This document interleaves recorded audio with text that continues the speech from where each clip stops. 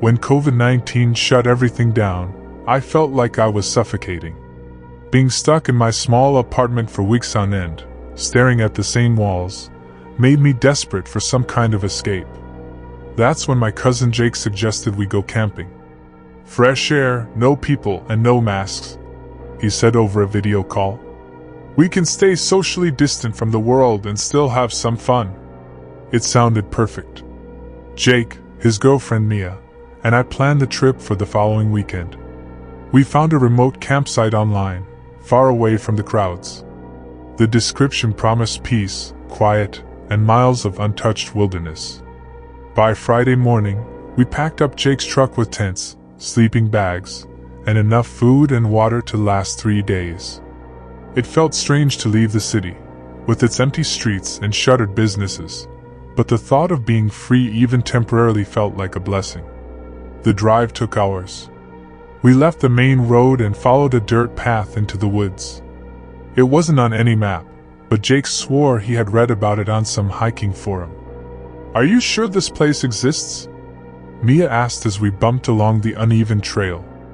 It's here, Jake said confidently. Just wait. Eventually, the trees opened up to a clearing. The campsite was beautiful, a grassy area surrounded by tall pines, with a small lake just a short walk away. The air was crisp and cool, carrying the earthy scent of the forest. This is amazing, I said, stepping out of the truck. Jake grinned. Told you. We set up our tents near the edge of the clearing, close enough to the lake to enjoy the view but far enough to stay dry if it rained. By late afternoon, the sun was already dipping behind the trees, casting long shadows across the ground. That's when I noticed the sign. It was nailed to a tree at the edge of the clearing, the paint faded and the letters barely visible. Camp closed by order of public health. Do not enter. Jake shrugged when I pointed it out. Probably from last year. They wouldn't have let us book it if it was still closed.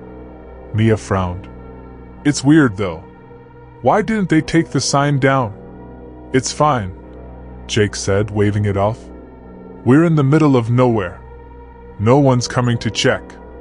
I wasn't so sure, but I didn't want to be the buzzkill. After all, we had driven all this way.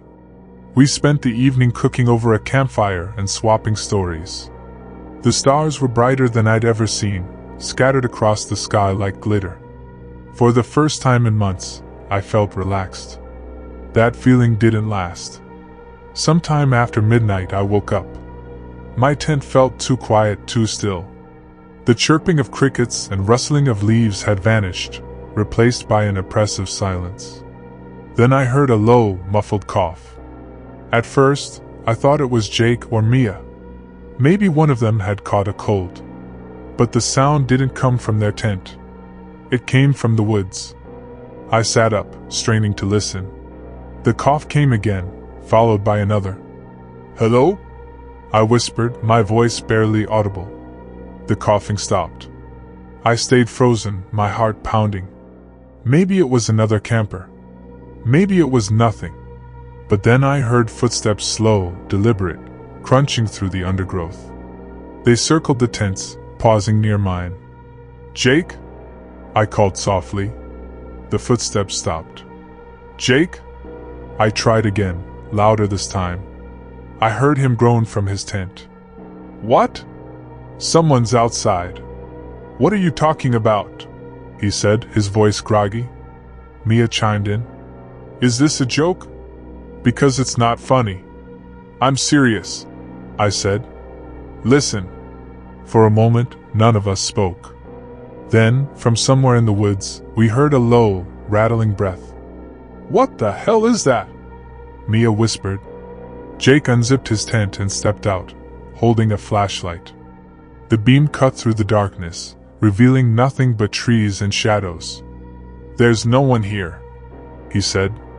The breath came again, louder this time, closer. Get back in the tent, Mia hissed. Jake ignored her, shining the flashlight toward the sound. The beam landed on something, a figure standing just beyond the edge of the clearing. It was a man, or at least it looked like one. He wore tattered clothes, his face obscured by a dirty mask that barely covered his mouth and nose. "Hey!" Jake called.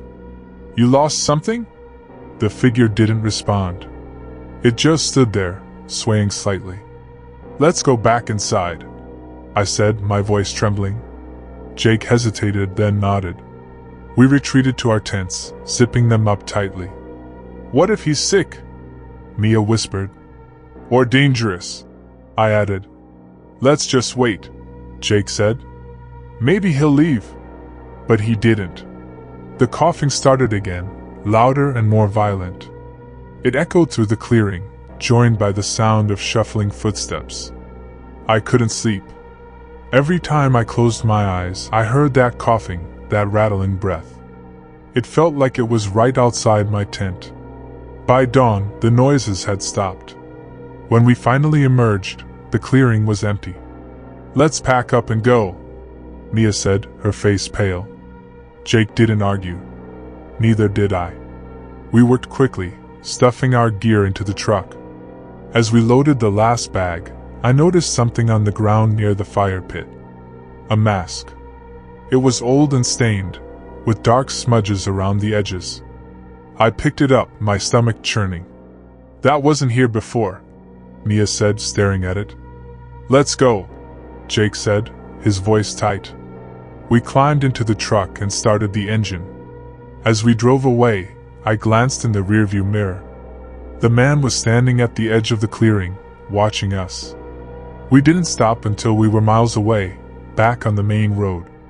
None of us spoke, the tension thick in the air. A week later, I got a call from Jake. "Mia's sick," he said, his voice shaking. "What do you mean?" "She has a fever, trouble breathing. We went to the hospital. They don't know what it is." My blood ran cold. "Have you been sick?" "No," he said. "But I found something." "What?" "That campsite? It was a quarantine zone. During the early days of COVID. They used it for people who were infected but didn't make it to the hospital. I felt like the air had been sucked out of my lungs. "Why didn't you tell me?" "I didn't know," he said, his voice breaking. Mia recovered after a few weeks, but she was never the same. None of us were. Sometimes, I hear that coughing in my dreams. And when I wake up, I can still feel the weight of that mask in my hand. When the pandemic hit, my life changed like everyone else's. Work from home, masks everywhere, and isolation. After months of being stuck indoors, I needed a break, a real one. So when my best friends, Liam, Sarah, and Emily, suggested a camping trip, I jumped at the idea. Fresh air, nature, and no Wi-Fi sounded like heaven. We chose a remote campsite deep in the woods. It wasn't on any official map, just something Liam's uncle mentioned once. The Forgotten Trail, he called it. It was supposed to be quiet and untouched, far from crowded parks and pandemic restrictions. "Perfect," Liam had said, grinning. "No people, no rules. Just us and nature." We packed light tents, food, flashlights, and some basic supplies and set out early Saturday morning. The drive was long, the road winding deeper into the forest until the trees formed a green tunnel around us. It was beautiful but eerie. When we finally parked at the trailhead, there was no one else in sight. The trail sign was faded, the letters barely legible. The air felt heavier here, as if the forest was alive and watching us. "It's so quiet," Sarah said, looking around. "Exactly," Liam said. "Let's go." We hiked for hours, the trail narrowing and twisting. The deeper we went, the darker it seemed, even though it was only midday. The trees blocked out most of the sunlight, and the sound of birds grew faint. Finally, we reached a small clearing by a stream. It was beautiful but oddly unsettling. The silence here was absolute, broken only by the water's gentle trickle. We set up our tents and built a small fire. As the sun dipped below the horizon, the forest came alive with strange sounds, cracking branches, rustling leaves, and distant whispers. Probably animals, Liam said when Emily pointed it out. But even he didn't sound convinced. After dinner, we sat around the fire, telling stories. Liam shared a spooky tale about an old man who got lost in the woods and was never found. His voice dropped to a whisper as he described how the man's ghost supposedly roamed the forest, searching for campers to lure into the dark. "That's enough," Emily said, shivering. "You're creeping me out." "Relax," Liam said, grinning. "It's just a story." But as the fire crackled, I couldn't shake the feeling that we weren't alone. The shadows seemed to shift, and every little sound made me jump. Around midnight, we decided to call it a night. Sarah and Emily shared one tent, while Liam and I took the other. I crawled into my sleeping bag, trying to ignore the unease twisting in my gut. Sometime in the middle of the night, I woke up. At first, I wasn't sure what had stirred me. Then I heard a soft crunching sound, like footsteps on dry leaves. "Liam," I whispered, nudging him. He groaned. "What?" "Listen." The footsteps grew louder, circling the campsite. Liam sat up, his eyes wide.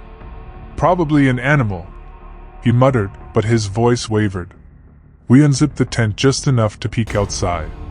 The fire had burned down to embers, casting a faint glow over the clearing. At first, we saw nothing. Then, a shadow moved at the edge of the trees. It wasn't an animal. It was a person. "Who the hell is that?" Liam whispered. The figure stood still, just watching. My heart pounded as I realized they were wearing a mask, not the kind we wore for the pandemic, but an old, cracked white mask that covered their entire face. I clamped a hand over my mouth to stop myself from screaming. The figure tilted its head, as if listening. Then, it stepped back into the shadows and disappeared. "Wake the others," I hissed. Liam scrambled out of the tent, and I followed. We shook Sarah and Emily awake, whispering about the masked figure. "You're joking," Sarah said, rubbing her eyes. "Do I look like I'm joking?" Liam snapped. Emily peeked out of her tent and gasped. "The fire's out." She was right. The embers were gone, replaced by cold ash. That didn't make sense since it had been burning just minutes ago. "We need to leave," I said. "But it's the middle of the night," Sarah protested. "I don't care," I said. "I'm not staying here." Reluctantly, we packed up, leaving the tents behind. The trail back was pitch black, our flashlights barely piercing the darkness. The forest seemed different, the trees closer together, the path harder to follow. As we walked, the whispers began. Faint at first, then louder. "Did you hear that?" Emily asked, her voice trembling. No one answered. The whispers surrounded us, coming from all directions. Then, the footsteps returned. I shone my flashlight behind us and froze. The masked figure was back, standing in the middle of the trail. This time, there were two of them. "Run!" Liam shouted. We bolted, the trail twisting and turning. The whispering grew deafening, and the footsteps pounded behind us. I didn't dare look back. Suddenly, Sarah tripped, falling hard. I stopped to help her, but she screamed. "Go!" "No!" I grabbed her arm and pulled her up. Liam and Emily were ahead, shouting for us to hurry. The masked figures were closer now, their shapes looming in the darkness. One of them raised an arm, holding something sharp like a knife. We sprinted until we burst into another clearing. The trail was gone, replaced by dense trees. We were lost. "Where's the car?" Emily cried. "I don't know," Liam said, panic in his voice. The whispers stopped. The silence was worse. "They're watching us," Sarah said, clutching my arm. I shone my flashlight around, but the figures were gone. "We need to keep moving," I said.